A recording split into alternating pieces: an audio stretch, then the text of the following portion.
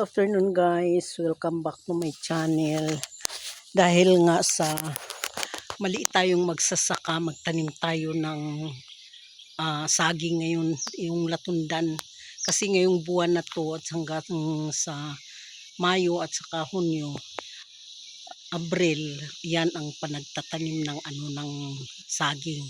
Kasi pag Hulyo at saka Agosto, mabubulok na yung puon pag ang dami ng ulan. Kaya yan guys, magtanim tayo ng ng latundan. Yan guys, hakutin muna natin punta doon sa sa kaingin. Tanim tayo ng latundan, kantong ba. At saka malunggay. Tanim rin ako ng malunggay guys, kaya po nagputol ako kanina. Ayan, nagputol ako ng malunggay. Kasi yan, maganda kasi magtanim tayo upang mayroon tayong hihintayin na mamunga. O mayroon tayong hihintayin na ating maaani. Ayan guys, malunggay.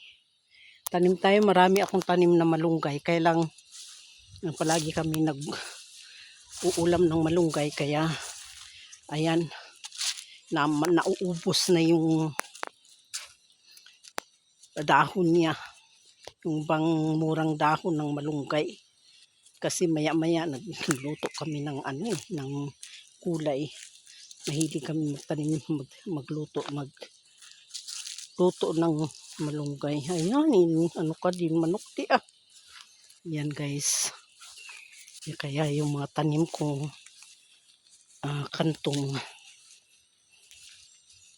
ayan. Yan kantong, katatanim ko lang nung isang linggo. Kaya tanim tayo rin ng ng dagdagan natin yung pagtatanim. Ayan guys, may dala-dala akong ayan. yung yung kaingin namin, tinanim ko noong hindi ko pina-sprayan ito kasi marami ng tanim na mais. Ayan dami ng mga mais ko.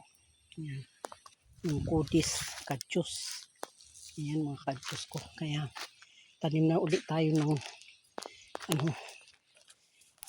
tanim lang tayo upang may hintayin tayong mamunga. Ayan, nagtanim rin ako ng pinya.